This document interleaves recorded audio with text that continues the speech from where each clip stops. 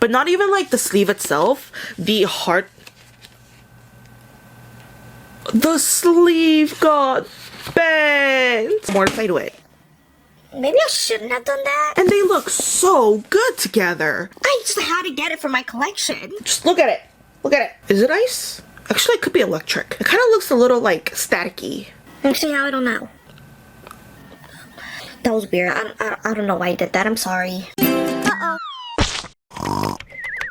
Hey guys, it's me here. Welcome back to another one of my videos. Today's video, I'm taking one for the team, and I would like to proudly admit With my head held very high that a good 60% of the books I own are probably picked out because of the cover art. There's a popular saying that us book lovers, we love to use that you may or may not have heard of. And it goes something like this. I don't find books, the books find me. And that might be one of the most accurate sayings that I ever heard. And that is the motto for today's video. I don't walk into no bookstore already planning out all the books that I'm gonna buy. No. I walk in, I hear a book call my name, I took a picture, I bring it back home, I go on Amazon, I order the book, and 2 days later, it kind of just shows up in my door. I don't really know how that happened. It's like magic. So yeah, if you still don't understand what's going on, today's video is going to be books that I picked out solely because of the cover. We are starting off strong with the book that we all know and love, You've Reached Sam. I did a non-spoiler review on this book, so if you have not watched that, you can go watch it after this video. And in that review, I did give this book cover a 5 out of 5. You can't tell me that this isn't a piece of art. But not even like the sleeve itself, the heart. The sleeve got bent.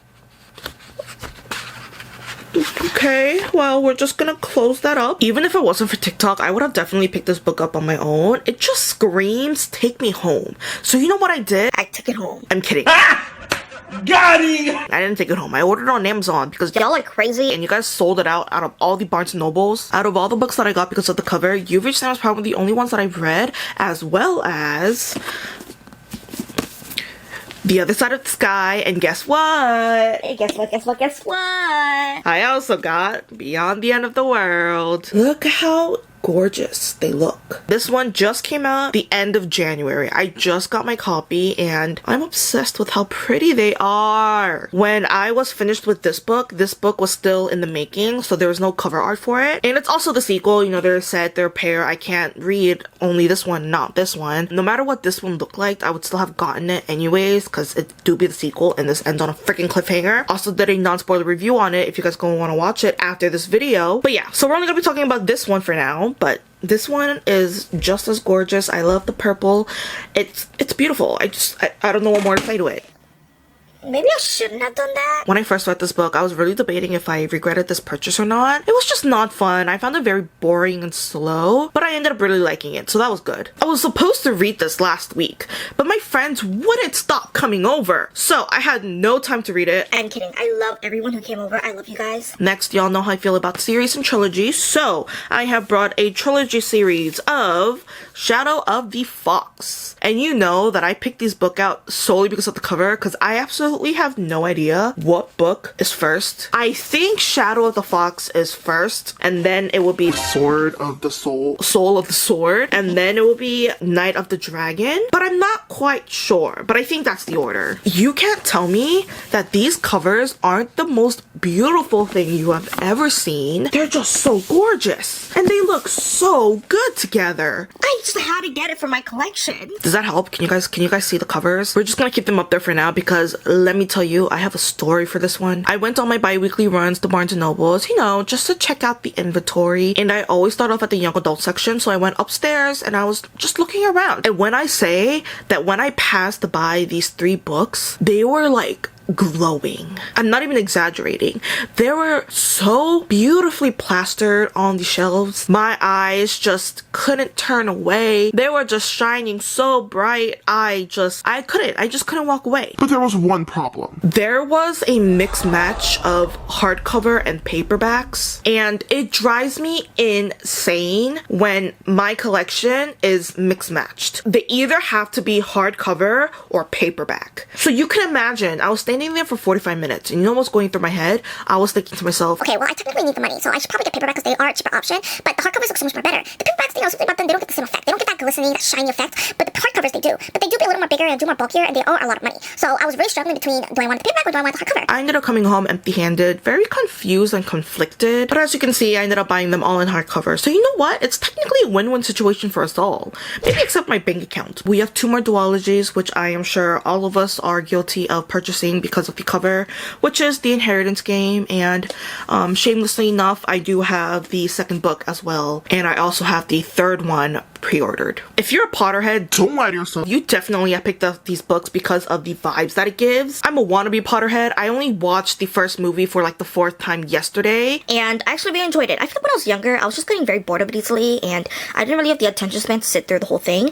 Not that my attention span is any better than now, but it was a little better than when I was a kid. But anyways, I enjoyed it, and you cannot tell me that this one does not give you major Slytherin vibes, and this one does not give you major Ravenclaw vibes. Also, for the record, I'm a Hufflepuff, and guess what? This is a trilogy, so the 3rd book is what? Red. It's Gryffindor. And you know what's missing? Because it's a trilogy?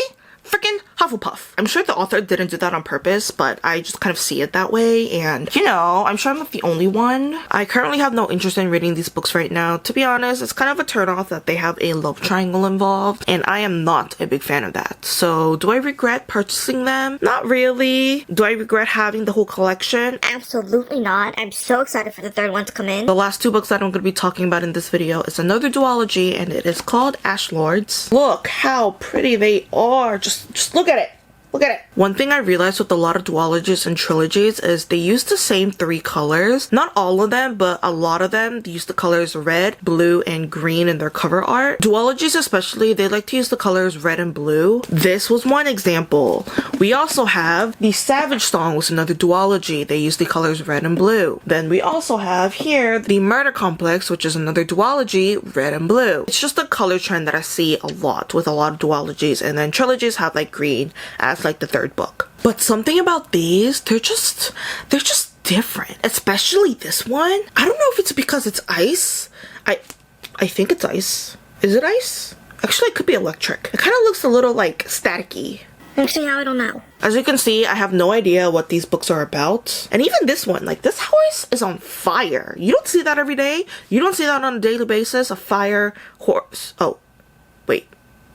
Pokemon has a horse on fire. They just look so cool. Like, I want to be this cool. Why can I be this cool? Now that I finished the video, I realized it doesn't take much to convince a reader to read your book. Now I know, don't judge a book by its cover, and I agree. But sometimes, just sometimes, if I have to pick between 2 books and I have no idea what any of them are about, I'm probably gonna pick the prettier cover. That's it. I'm saying it. I'm picking the prettier one. Oh, you know what would be a really fun video idea? What if I did a video where I talk about book titles that I picked out because of the title?